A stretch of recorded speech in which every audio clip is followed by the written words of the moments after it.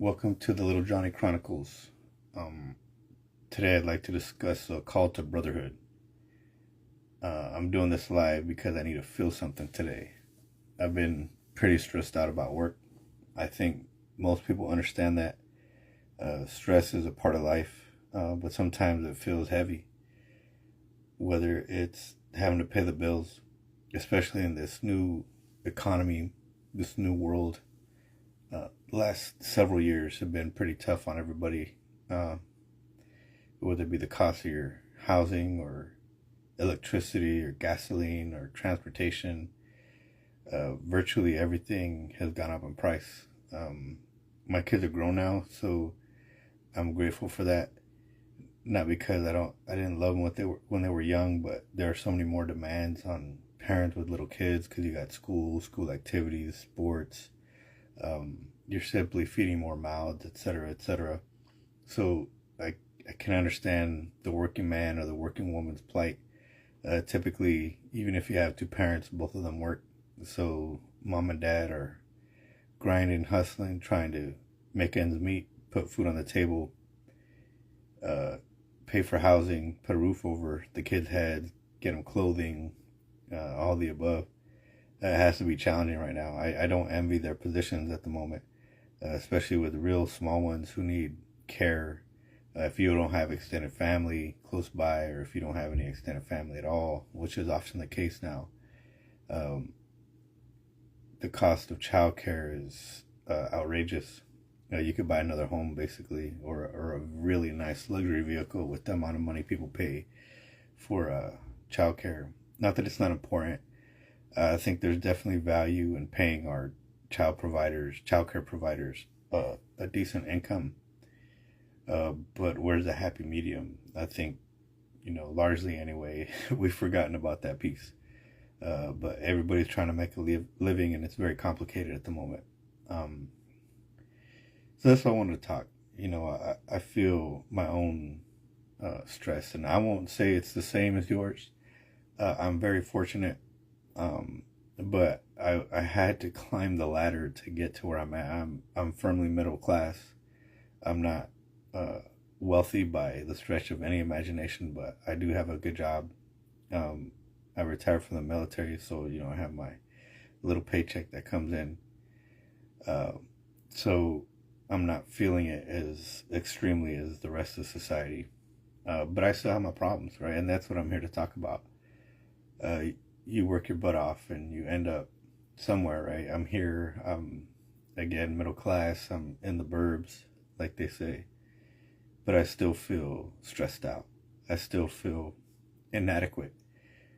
Um, so that's what, again, I want to talk to my brothers and sisters about today. And especially if you're a young guy, because I speak, from the male dimension, because that's where I exist. But no disrespect to females. I'll try to keep the language, not necessarily binary, but I guess binary, right? So you can relate whether you're a guy or a gal, but yeah, for what it's worth. So what's up? So I want to say today, what's up? I want to talk to you about finding my tribe. How do I find my tribe? That's the question. Um, I don't know. How do we find the other people we can relate to? Some of us are lucky. We have family, we have brothers and sisters, and you have that nucleus. I've found in my experience that that's not the case for me. And as I've gone through my life, I find that that's the case for most people.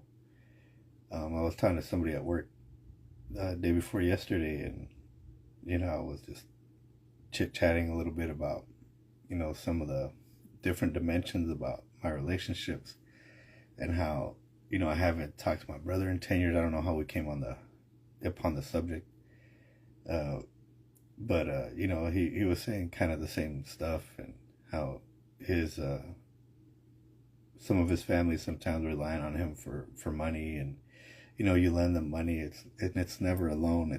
It's always just a gift, because well, you can just not expect the money back regardless of whether or not they say they're going to pay you.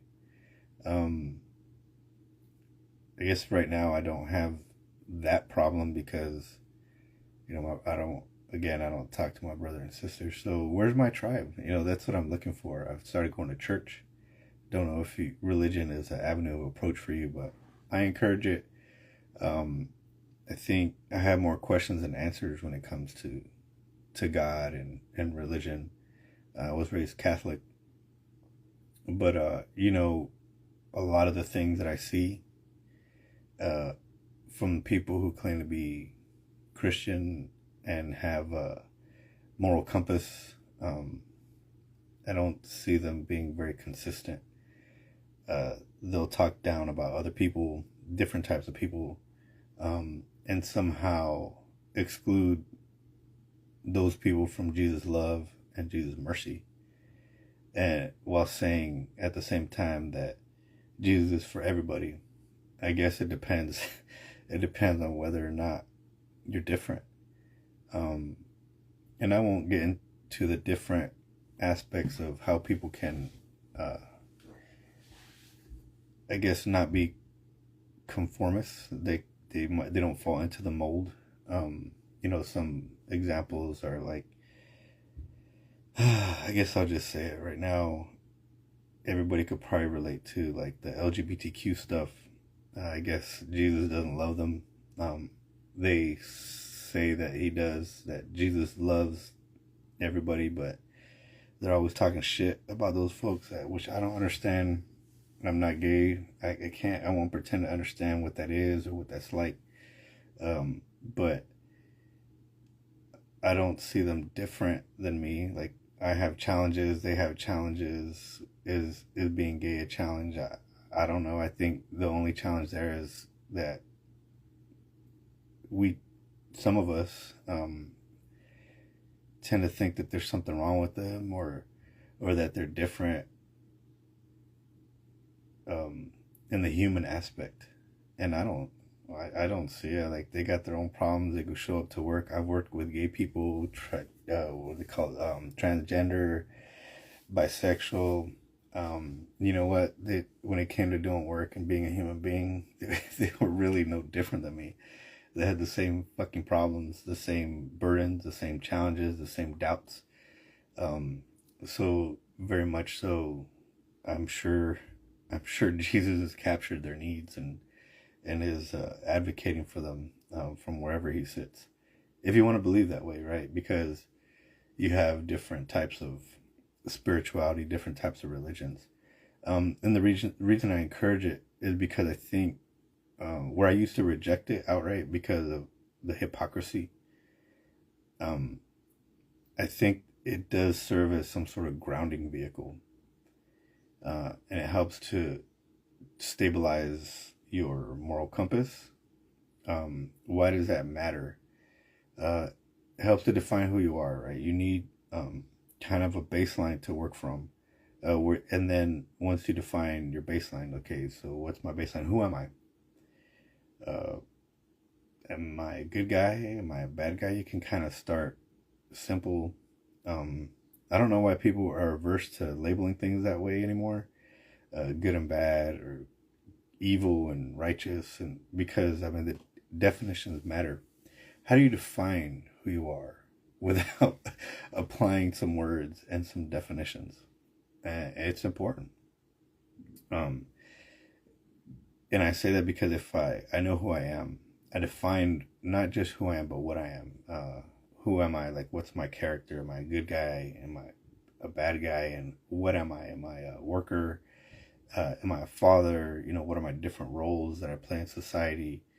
And if I can apply just a set of rules, right, a code, that'll help me, identify exactly where I stand and what I need to do to improve my life, or to do better, or to be a good actor in this world, or a bad actor. I guess it depends on what you want to do. I encourage you to do good, and I'm going to get into that right now.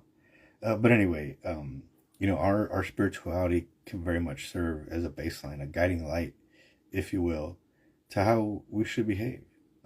It tells us how to treat ourselves, firstly. Treat ourselves with love and mercy and compassion and understanding. because a lot of the time, I think we're forgetting how to do that. Suicide is up. People have started drinking less but smoking more weed, or doing other types of disastrous drugs like fentanyl and opioids, heroin. All those things are still a problem. I think they go largely ignored anymore, and that's a failure on society in general.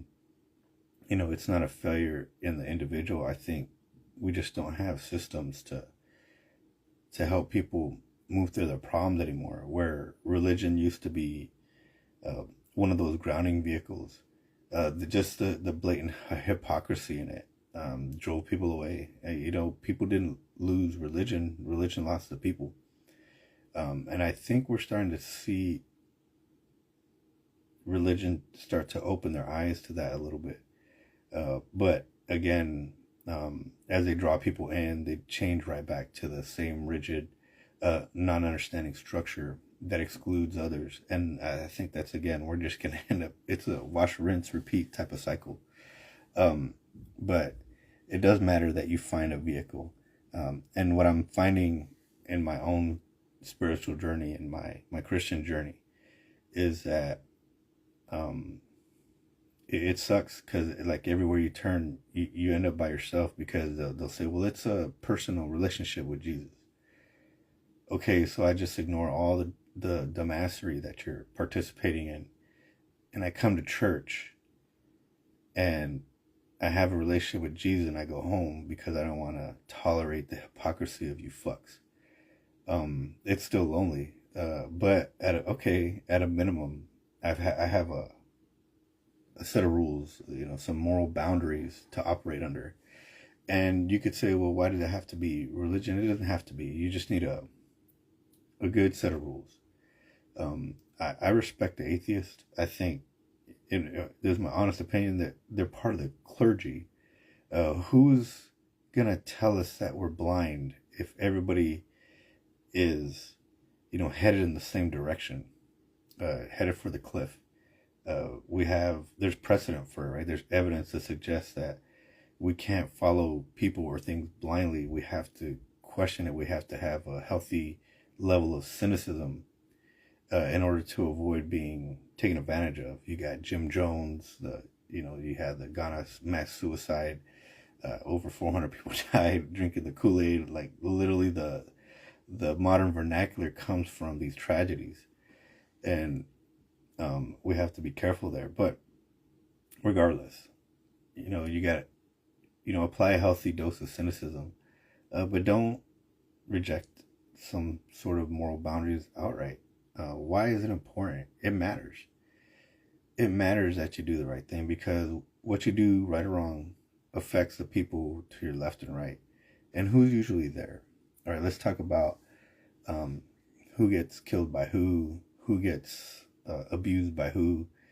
And usually the victims of crime, any type of crime, whether it be homicide, any type of killing, is committed by somebody you know. All the atrocious types of crime are committed by somebody you know.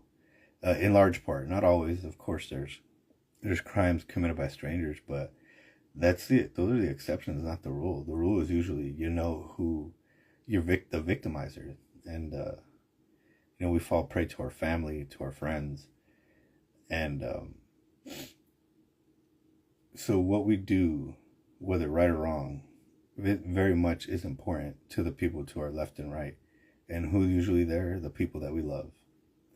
And so it's important to find yourself a grounding vehicle, to find a better way of being.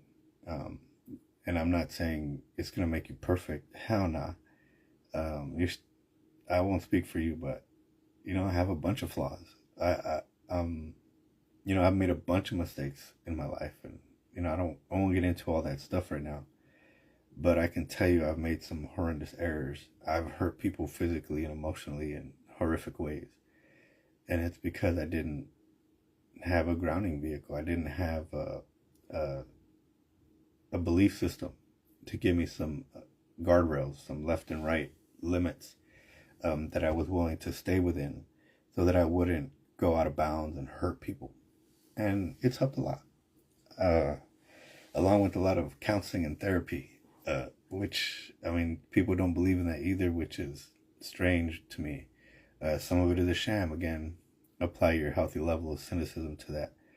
But most of it isn't. I imagine that the psychiatric and psychologists are there to help mostly. The vast majority, I think it's well over 50, 60, 70, 80% are probably there to help us. And so talking to somebody and getting an educated perspective on what your problems are isn't that big a deal. I think it's necessary even for the healthy mind. So now we're talking about layers of stuff, right? You have some religion or a spiritual way of being. You're getting some counseling, some guidance, right? And maybe you don't need a counselor per se, right? Just the guidance, a mentor, a friend, somebody you trust who's going to tell you the honest truth about who you are, what you're doing, how you're getting it wrong, and what you're doing right. It can't be all shame. That's another pitfall. But what's the point? What's the point of getting a moral compass, of finding a way to adjust how you're behaving, what direction you're going in? It matters how we do things, and because, like I said, how we do things affect those around us. It matters. It's all related. We tell ourselves, well, this world is a hostile place. Look at all the bad things that are going on. We could talk about any particular subject, even in politics. Why is it like this? Usually we can apply a moral failing in the character of leadership. And again, I don't want to get too deep into that, but you could talk about regardless of who's in charge, right? Or else it wouldn't be this way. I'll just say like that. It wouldn't be this way if we had courageous leaders advocating for the greater good. For whatever reason, that's gone away. And of course, we get blamed for it, but I'm telling you right now, it's not your fault. You're not crazy. This world has changed radically since I was a kid. I grew up rough, and then, things got better, and now it's like I'm a grown up and things are rough again. But this time the bullies don't live in the house. They live in they walk the halls of government, regardless of the level. Pick your level of government. It's a lot of things aren't working right now. So it matters very much how we behave as citizens. Because if we're not going to have leadership advocate for us, one, it's important that we advocate for ourselves, what we want, what we've determined is right, and that we also operate in a manner that doesn't affect our brother and sister negatively, right? We can have our idea of what right is. That's likely going to be an individual definition. But we can discuss these things with our brothers and sisters and say, hey, what can we agree on? What do we agree is a proper left and right boundary? And some people might be more open to different types of behavior than you. But if they're not hurting anybody, even if they're hurting themselves, if they're not hurting anybody else, maybe it's acceptable. Maybe you just perceive that they're hurting themselves. Maybe they're just different. I wish I had a good example to think of. Well, we can go back to talking about LGBTQ. People say, well, they're hurting themselves. I don't understand that. LGBTQ people have existed since the beginning of time. You can just look back in history and see how it was even a thing. It was just accepted. And I think there's just people who are like that, and it's just a fact of life. And I think that very much so they're part of the tribe. I don't know why it's like that. I don't know, why there are LGBTQ people, but I can tell you that they've always been there. They'll always be with us, and they deserve their their slice of dignity. They deserve their slice of humanity. Like they're born. Um, it just comes to mind because people are always talking about it these days, and um, it's probably one of the easiest examples to reach to, because it's in your face all day, whether regardless of what side of the issue you stand on. But they're our brothers and sisters, and how we behave towards them very much so affects the rest of society. I think there have been some mass killings by supposed transgender folks or whatever. At least it's been attributed that way. You know, I can't even decipher what's true or false in the media anymore because, you know, bad actors peddle and misinformation, trying to villainize certain groups. But I mean, if a person was driven to that, is it because they were bullied? Is it because they were cast out? They were castigated for being a certain way? Probably. And probably in the case of every mass shooter, they've been ostracized somehow. People blame mental health. I think, sure, that has something to do with it, but how much does the mental health have to do with how we operate our society, how our brothers and sisters behave towards us? I just imagine that it's significant. The way we behave toward each other absolutely has a detrimental or positive impact on how others behave. It's not complicated. I always talk about the aggregate. If most people are acting good, I think you have mostly a good society. If you have a lot of bad actors and more people acting bad than good, you have a bad society. And so you have bad outcomes. It's not rocket science. You don't need a social engineer or social scientist to help us decipher that. And, you know, I'm talking about it because what am I talking about? I'm talking about brotherhood. I'm talking about sisterhood too, right? I'm looking for my tribe. I'm looking for people to talk to hang out with, who accept me, who can help me to grow. And so far, you know, especially as I've gotten older, my tribe shrinks. It gets smaller and smaller. And I have friends and family, don't get me wrong. But I don't have that sidekick. You know, I don't have that homie that I talk to even once a week. It just doesn't work that way. It doesn't avail itself. A lot of us have family that fill that gap. But you know, like for some of us, we don't even have that. So, it starts to get a little challenging when you're going at every problem alone, when you're having to shoulder all the stress and all the different things that come at us in life. And, you know, I'm trying to find perspective, and the only perspective I have is my own. You know, I have a girlfriend, and, again, she's wonderful to me, but, she also isn't always interested in the things I'm interested in. So, you know, our tribe helps to fill that gap too. You know, they help to, fulfill us in the things that we're interested in directly. For example, I like to play music, you know, I like to DJ, but my girlfriend, she ain't not gonna do that with me. I'm interested in having, you know, philosophical conversations. I'm not a philosopher, but, you know, I'm interested in a different point of view. And sometimes she's simply not interested in my insanity, and that's cool. But that leaves nowhere to turn except inside, and that's fine. I've got to be self-reliant, but also very much so. And I think most people, whether they say it out loud or not, crave that connection, that human connection with people outside themselves, outside of their, you know, their close bonds. Not that I want my girlfriend to know she's great, but, you know, I'm a guy. I probably want to hang out with a guy, get a guy's perspective, because we are different. Why does the high road matter, and what does that mean? So, again, we're talking about character. What's our character right now as a nation?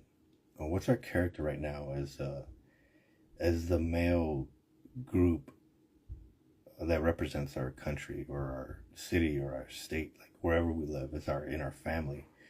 Um, are we the macho type? Do we still hold those macho values where if um, you're gay, you're out? Where if I'm the man and you're the woman, you do what I say, and it because the Bible says so. Um, or are we a passive guy, right? Because there's just a bunch of modes that guys live in. Are we allowing or not allowing? Are we working with our partner, and are they taking care of us? Are they paying the bills, or are we sitting at home playing PlayStation while they're going out and bringing home the bacon? We're not helping clean the house. We're not helping to take care of the kids. Maybe we pick them up from school, but that's not the same thing. Are we being an equal partner? Or are we not even trying?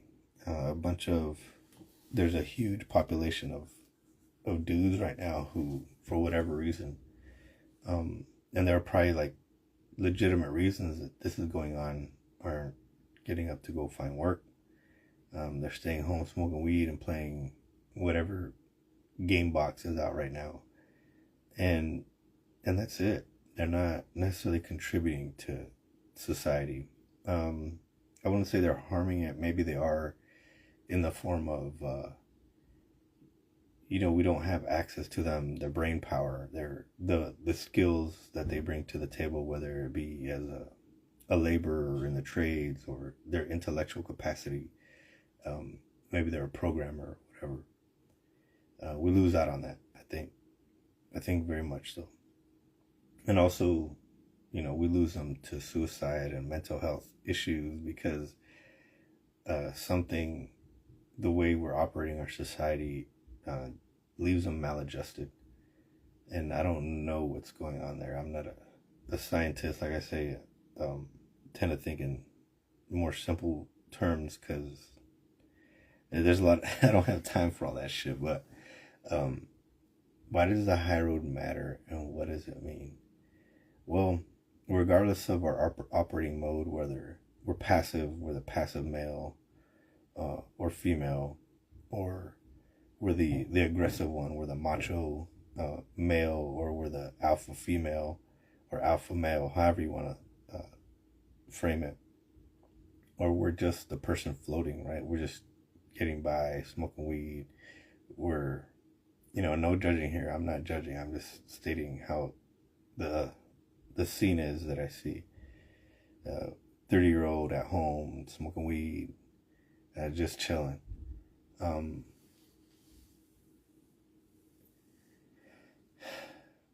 high road means that we're, regardless of how we feel, right? And this is where I'll share.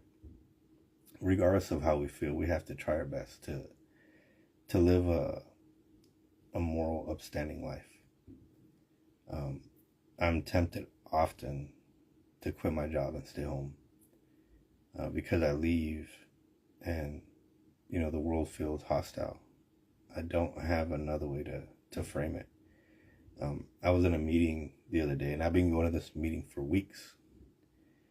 And you're in there with the bosses, and the main guy who runs the show, who you see almost every day, who is in all the emails, and who supposedly is your team leader or the head, directly asks you, who are you, in the meeting? And you've been there, I've been there for weeks, like, who am I? I get, okay, so it kind of demonstrates my value as an employee here. And forget about the person aspect. I'm not even valued as an employee. Fucking forget about the person piece. So why would I want to go there? I have a lot of good teammates, but the work environment, it doesn't put me in contact with them. It puts me in contact with them through Teams and email. And so there's not a lot of personal connection there. It's all technical. It's all an interface. And I think that's part of the just general problem with society. We're all talking to each other through an interface. And so I just feel like my opportunities for understanding the environment are a little bit more limited, and so it just makes work a little bit harder. Makes it more challenging, and I think something in me desires the human connection. I know work doesn't necessarily have to satisfy that for me, but because other aspects of my life don't satisfy for me either. I don't have a lot of family. I don't have close friends. You would think maybe I could get it through work. I can't get it through there. And so this is where I'm telling you, maybe I relate with you. Maybe it's because the system is messed up. All these digital interfaces that are put between us. Even now, right, I'm trying to talk to people through here, continue to talk through a digital interface, my telephone, which is on Instagram Live, which I'll post a video and I'll probably share it on my YouTube and hope to get a comment so that I could have a discussion. And it's probably not going to work because I've been doing this for a while now, and the channel is like months old, and I have a follower who I don't know, who doesn't know me, who's probably not ever going to talk to me about anything. So like, this is how we reach out. The high road, regardless of all that, it matters that I not lose my mind. It matters that regardless of who I encounter on the street, or if I get the opportunity to lead a team at work, that I don't say shit like, well, who are you and what's your name?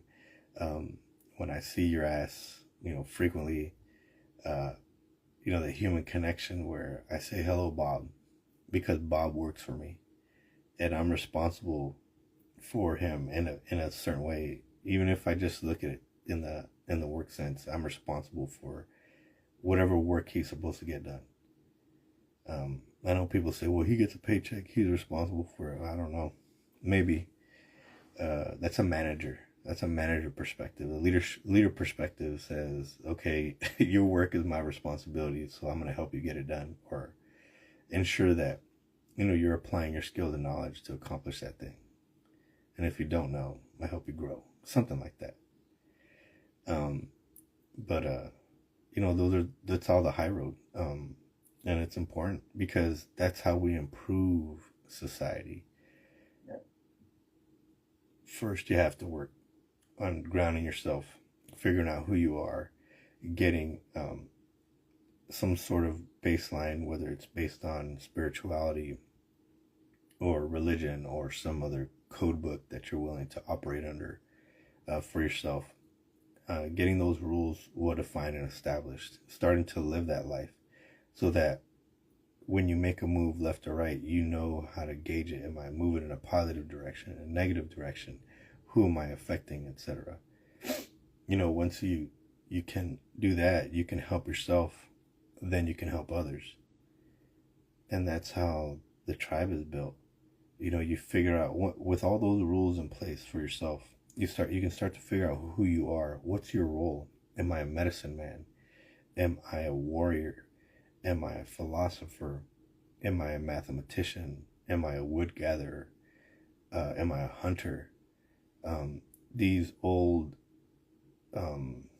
archetypes, they're still embedded in us. But because we have modern lifestyles, there's no way for those old archetypes of the hunter, the medicine man, the warrior,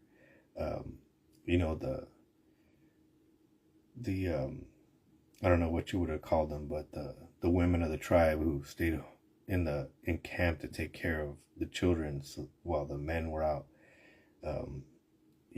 fighting or hunting or whatever. Those archetypes don't get the opportunity to express themselves in a modern society. They just don't. And so we have to kind of make it up as we go. And I think that's part of our general frustration is we have all these traditional expressions and they don't avail themselves to us anymore.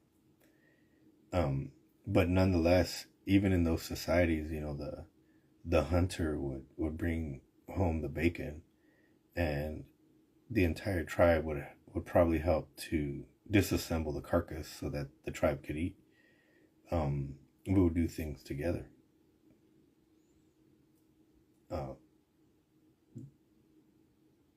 If a young hunter wasn't very skilled and he was out with the group, with the war party, I assume that the guys that he or she was out with would be showing them, right? Showing them the way. This is how we do it.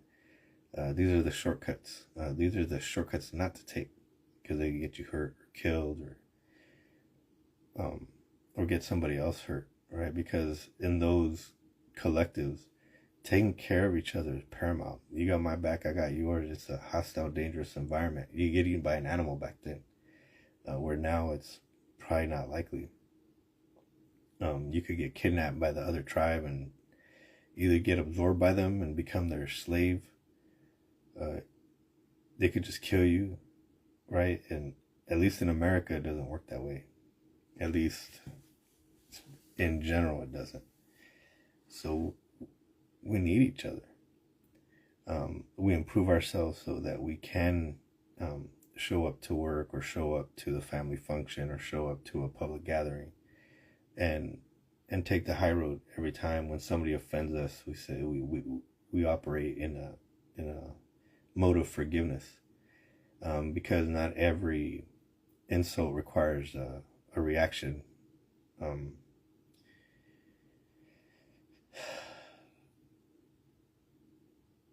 So, we can't fight everybody, and we probably shouldn't. If all we're doing is fighting, I'm gonna think about that. If all we're doing is fighting, what kind of chaos does that create? And what type of society does that build? It doesn't pass a sniff test that if we act that way, we're not going to get very far. And I think that's exactly where we're at right now. So the high road matters. It matters that you establish a moral compass, and that you try to take the best avenue of approach in what is good. And of course, that depends on your definition of good. But I think generally we understand that means not hurting other people, not hurting ourselves first, and not hurting other people. But without some moral grounding, some baseline rules, it makes it hard to, one, define what good is in the first place, and then act on it. One last question. Are we judging when we talk about having a moral compass? The answer is yes. We're judging ourselves and the leaders of our tribes. So if we're going to ask or demand of the people who are in charge to behave in a certain way, whether we like it or not, it's our responsibility, it's our duty probably, to behave in that manner first. I think very much it's their responsibility to set the example, but you don't get to pick your leader, right? Like you say, we have a democracy here, etc. Like even in this country, like I voted, but I don't know if it made a difference. So anyway, what am I in charge of then if I can't influence who my leader is? I'm in charge of myself. I get to operate in a way that helps me to grow, that helps me to move forward, that helps me to make income in a hostile economy. I get to grow in a way that helps me to continue to guide my grown children to make good decisions in an environment that it's very different, developing yourself than the one I grew up in. We didn't have the influence of social media. We didn't have a computer in our pocket 24/7, because most people have their phone in their pocket all day long or within arm reach all their waking hours. And then at night, it's on the nightstand. So very much these digital devices have become an extension of ourselves. And as far as I can tell, it's been mostly harmful. They do some good. I won't call them evil. But again, what are they being used for? They're mostly being used to leverage information, our information, and weaponize it against us, whether it be to extract money, right? Targeted ads, or apps that gather your information, so you can get more targeted ads, or to influence our decision-making processes and our personalized timelines that are used to steer us, whether you use TikTok, Facebook, X, or pick your social media platform. The algorithms are very much guiding how we do and how we say and how we operate. And that's not healthy, because it's about the intent behind all those things. What is the intent? The intent is to get our money, and the intent is to steer us to a certain way of thinking, when it shouldn't be that way. It should be open. It should be it should provoke thought, not steer thought. But anyway, so are we judging when we talk about having a moral compass? Absolutely. You have to discern good from bad. You have to discern who you want to associate with and who you don't. Who do you want to be part of the tribe? Who's a good actor in the tribe? I heard this, how did people become more benevolent? How do they become good people versus bad people? Well, supposedly in tribal times, or the hunter-gatherer times, quite literally, the guy who started acting up in the tribe, for example, started trying to take other people's women, or all the women, for him or herself, for himself. He would go on the hunt with, the thinkers of the tribe, the ones that could respect, some boundaries. And that guy with no boundaries didn't come back from the hunt. And just so there's no assumptions there, they would kill him and he wouldn't come back. And so those hostile genes wouldn't get to replicate. And supposedly that's how you got more benevolent and better societies. I would not advocate, I guess we can't advocate anymore for eliminating people who don't, who behave in a negative manner. But it stands to reason that it's probably because we're all more sophisticated than that now. We have access to the information, not just the data, the information. The data is just the raw of it, the ones and zeros, the letters on the page. The information is, what ideas do we extract from the data, and the information tells us that the better we all behave, the better our society does. The more collectively we work, the better our societies grow. And excuse me. And so that's what we're judging. We're judging our own moral character, the direction, our own moral direction, our own guidance, our own self-judgment, so that we can make adjustments. It's not to beat ourselves up or to self-criticize harshly. And we do have to be honest, and sometimes that's painful. But it's so we can guide our own direction in a better way. We have to do better. And the result of that is our brothers and sisters having an easier life, less stress. They don't have to worry about me being a bad actor in their lives. And so it frees up their mind to think about what they want, how they want to behave, how they want to operate. And it helps them to make up their mind about whether or not they want to work with me, or against me, or if they want to put me out of the tribe. And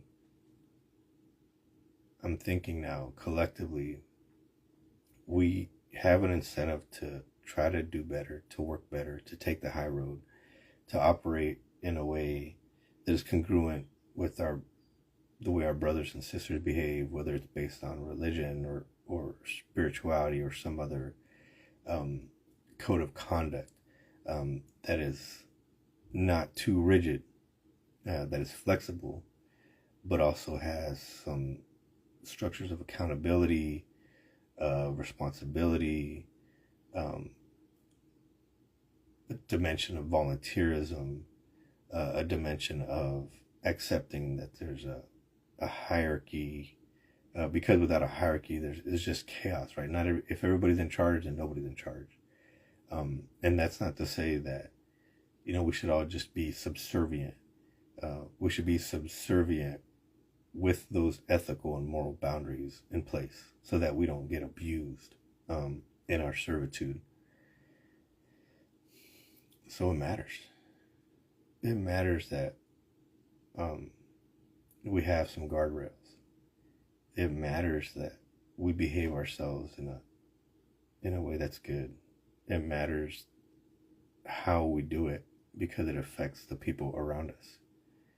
And it matters because if we can manage to find that morality or that the ethics or ethos or values or belief system that guides our behavior in a good way and influences our brothers and sisters to behave better as well,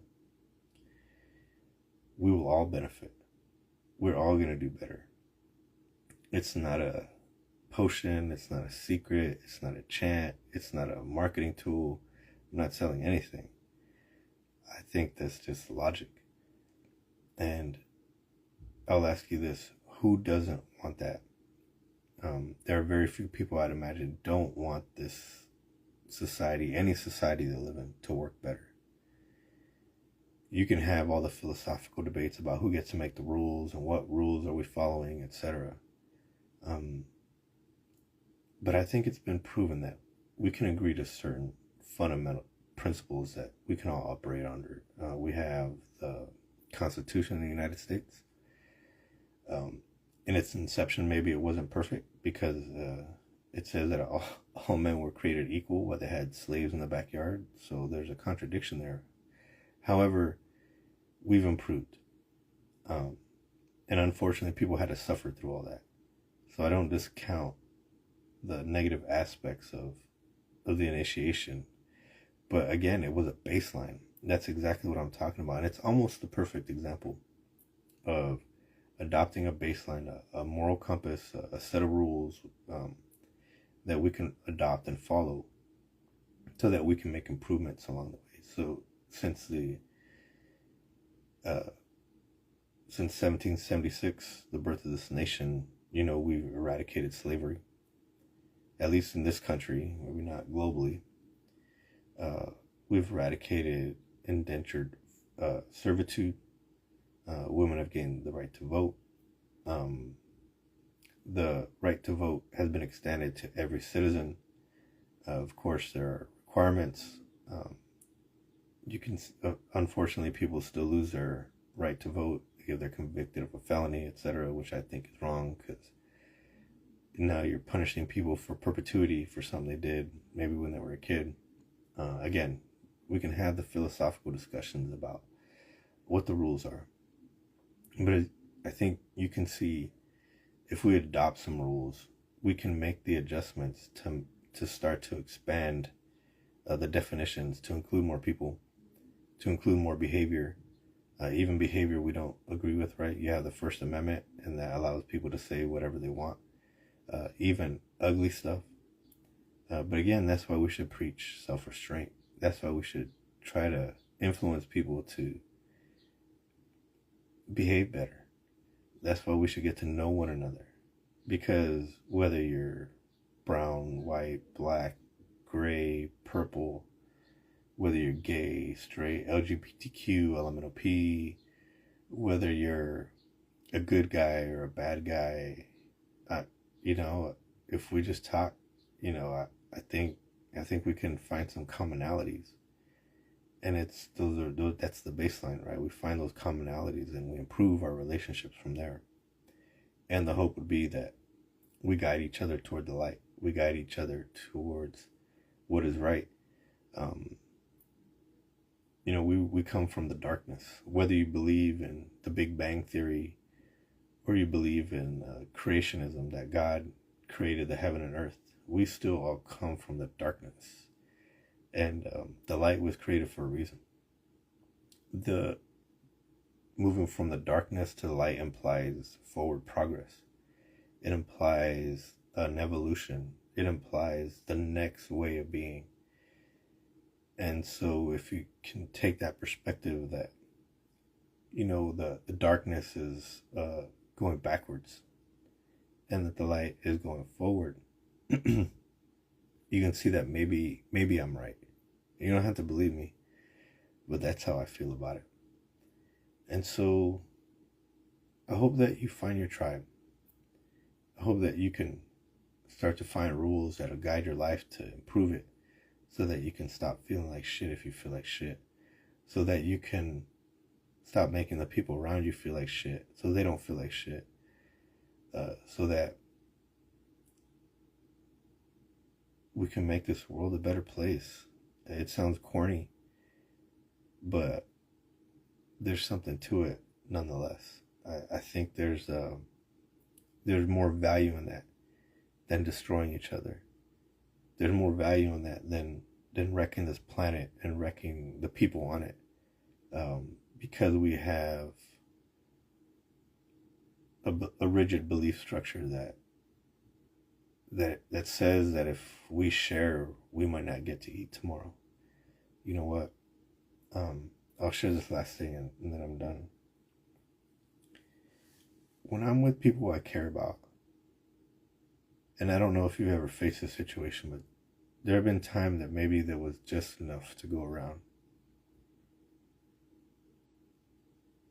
It was never a thought that I wouldn't share. Never.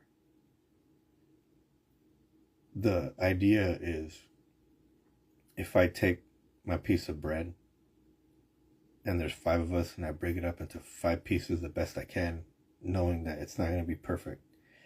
Here. Everybody gets a bite, gets a morsel.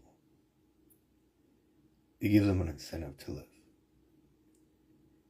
It gives them an incentive to move forward, even if they feel that they're living in the dark, that we don't know if we're going to eat tomorrow.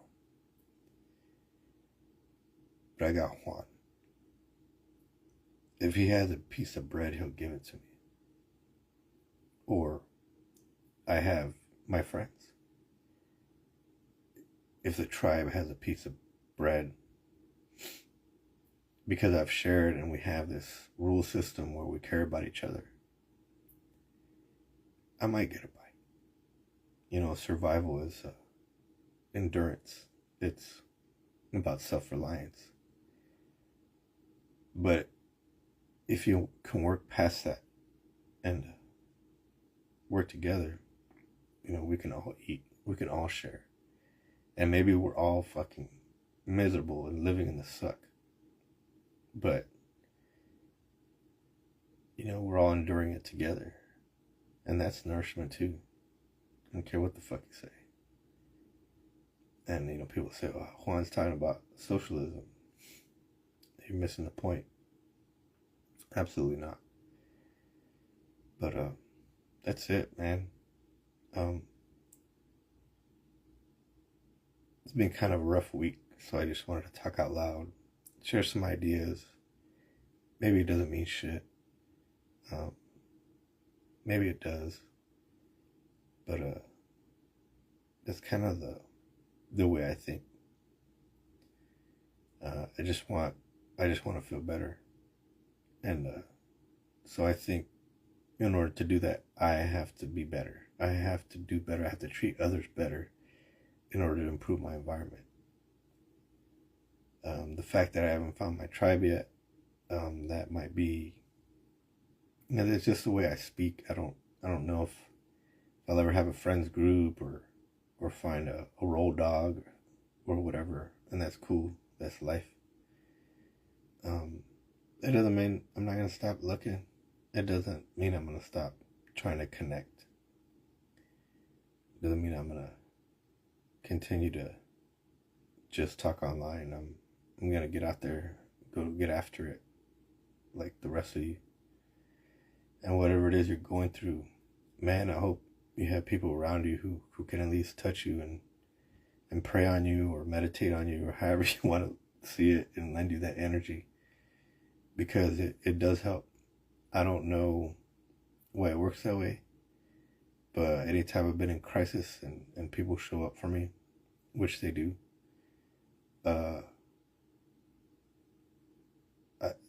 they don't have to do anything. They just have to show up and it's helpful. I don't know how that works, but it does. Take care of each other. Take care of yourself.